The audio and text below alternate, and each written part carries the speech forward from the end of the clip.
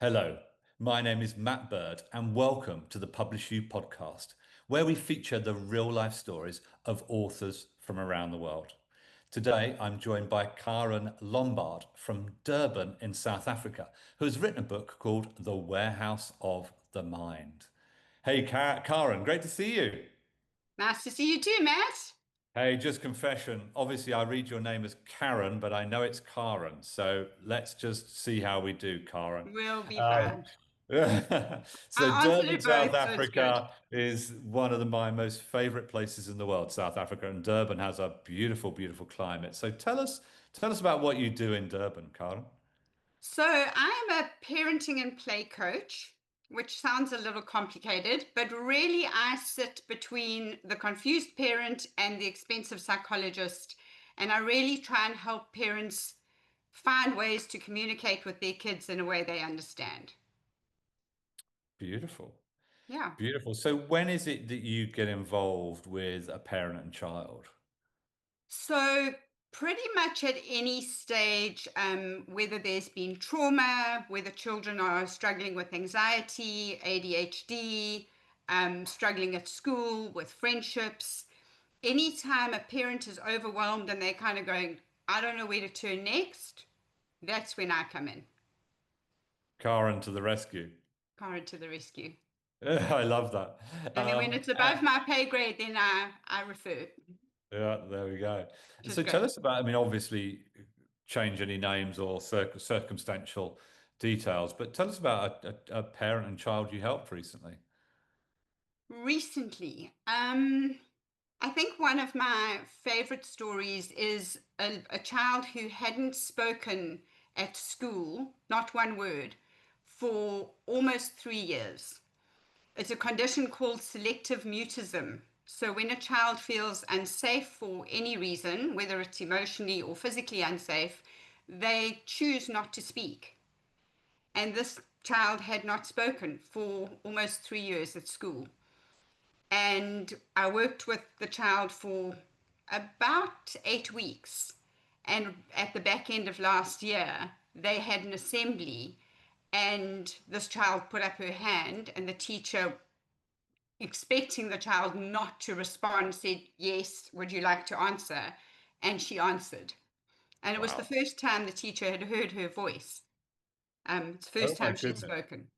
So those What little a, breakthrough moments are why I do what I do. yeah, what a Yeah, beautiful story. And we all need those, don't we? we do. We need those stories that inspire us and remind us why we do what we do. Yeah. We And need Karen, bright spots on hard days. yeah, absolutely.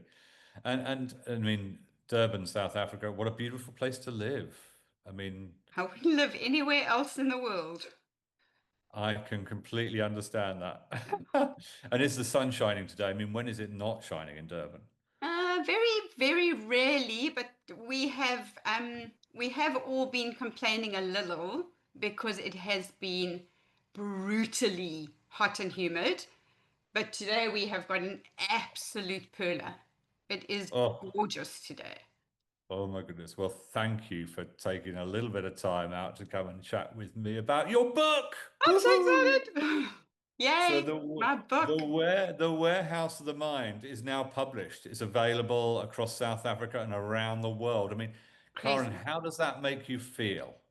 Um, I'm still trying to figure that out, Matt. Every time I hear you say that, I want to pinch myself. I want to go, am I even awake? It's quite surreal and just so exciting. It I just, really is real. I just can't wait to see what it's going to do. Yeah. And what is it I mean, well, let's not jump ahead. Tell us, the book is called The Warehouse of the Mind. I think it's one of the most brilliant book titles I've come across. Tell us about your book, Karen. So it's an interesting story because I wrote the initial. I've always written short stories, kind of modern day parables for many years, and never really done anything with them. But I've often shared them in small groups at church events. And this particular one, every time I read it, somebody said, When are you going to write a book? And my answer was always the same: never. I feel like everybody wants to be an author these days, and I was not one of those people at all. I was never writing a book. And then in August of last year, I was sitting outside at 4:30 with my first cup of tea, like I do every morning. And I sensed I got a real audible voice, and I felt God say, write the book. It may fail, write it anyway. And Well, it as doesn't it, get clearer than that, does it? no, it doesn't get clearer than that. And I started writing very badly. And then I got hold of you because I was frustrating myself to a point of I was going to abandon the project. And then I joined the writing course with you, and the book happened very fast. I seem to remember it happened very, very fast. Very, What, very fast.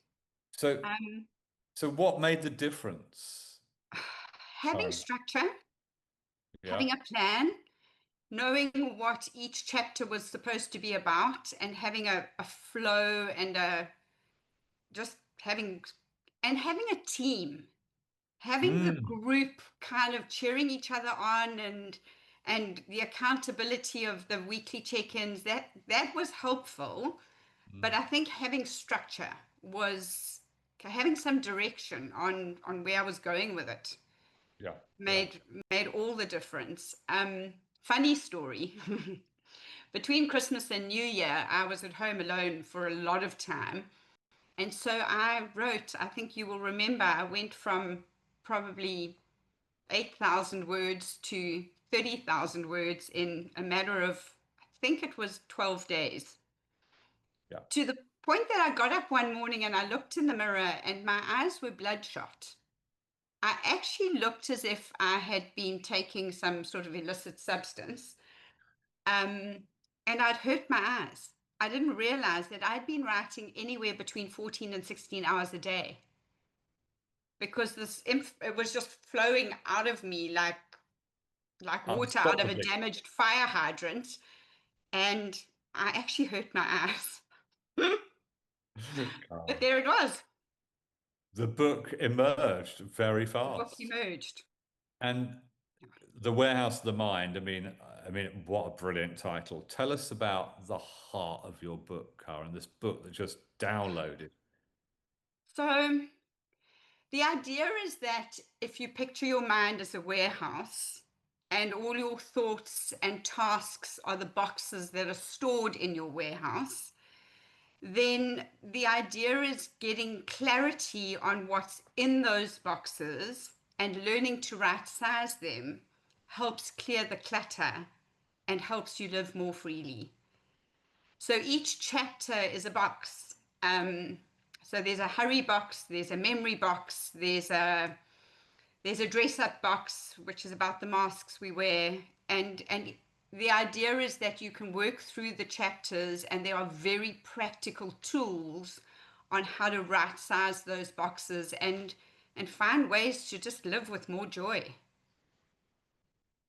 Beautiful, So beautiful. that's the It's an idea. amazing book, an amazing book. And so, what is your hope for what the book achieves in people's lives? Um, the real answer, Matt, is the book has already achieved a lot of what I wanted to achieve. If no one ever reads the book, it's Mm, given me the freedom that I needed. yeah. So if no one ever reads it, it's done what I wanted it to do. Mm. But my real hope is that people, anyone who is living in this mind that is racing and busy and overwhelmed, and people who are living with childhood wounds or trauma, that they would pick it up and they would use the tools and find healing and wholeness and hope. Healing, wholeness, That's and my hope. real heart. Wow. Yeah. And Karen, if I may, can I just come back? Because a few moments ago you talked about freedom and you said, if nobody ever reads the book, it's already achieved something wonderful, freedom. I have a sense that is deeply personal. It And is. if you would, I'd love you to tell us about that. Yeah. So I grew up in a home that from the outside should have looked perfect, picture perfect. A sister, parents that were biologically mine and were married, but my mum had some wounds that never healed, and as a result, those wounds bounced onto the rest of us.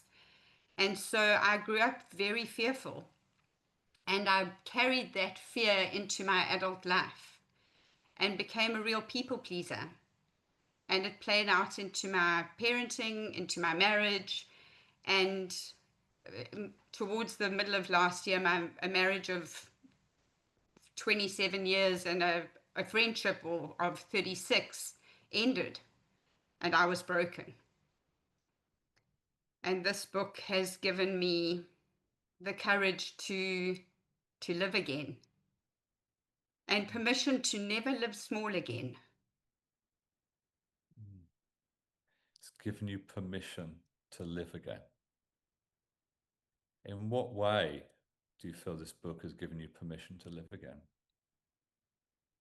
Halfway through the write, Matt, I had this moment where I discovered that it's only when you are no longer afraid that you're finally free.